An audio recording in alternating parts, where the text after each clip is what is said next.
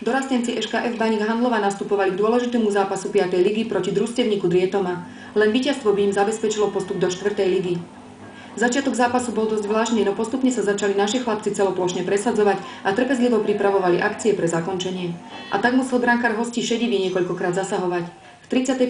minúte už na strelu Kľačanského nestačil a Baník viedol 1-0.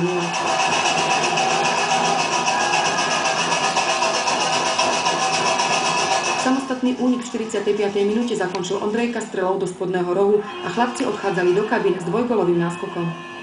Počas prestávky zavládla v kolektíve pohoda, chlapci striasli nervozitu a už v 48. minúte po učebnicovej akcii prihral Kľačanský na nabiehajúceho Uričeka a jeho prudká polovysoká strela znamenala zvýšenie na 3-0.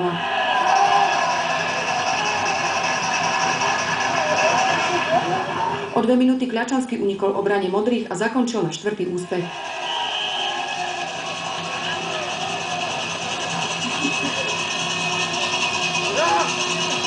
Na konečných 5-0 upravil stav zápasu Trnka. So ziskom 75 bodov handlovskí dorastenci získali v 5. lige prvé miesto a postup do vyššej súťaže 4. ligy.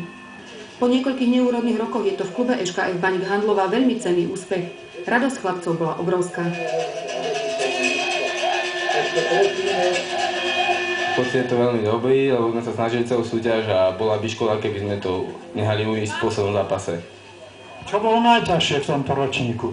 A tak najťažší bol asi zápas v Poľskej Bystrici, kde sme prvý polčas hrali výborne, ale na druhý polčas nás rozhodca trošku poškodil a prehrali sme tam 3-1, ale my sme sa nezdali a tuto sme zabojovali a vyhrali sme. Dôležité, že ste vyhrali a čo teraz ďalej? Teraz nastanú veľké oslavy a všetci to ja neoslavíme v kabíne. Fantázia, toto sme chceli, toto sme všetci chceli. Ďakujem pekne všetkým fanúšikom. Úspech postupujúceho kolektívu, ktorému nechybala ani klubová vlajka, zhodnotil kormidielnik Roman Hajovský. Treba poďakovať najmä chalanom, ktorí odvádzali poctivú robotu a výsledok sa dostavil. Treba poďakovať aj celému realizačnému týmu, ktorý sa krútil okolo dorastu, zdravotníkovi, vedúcemu. Taktiež treba poďakovať aj správnej rade na čele s Robom Šuníkom, ktorí nám vytvorili adekvátne podmienky po materiálnej stránke. Boli sme zabezpečení, možno ak niektoré prvoligové mužstvá sú neni.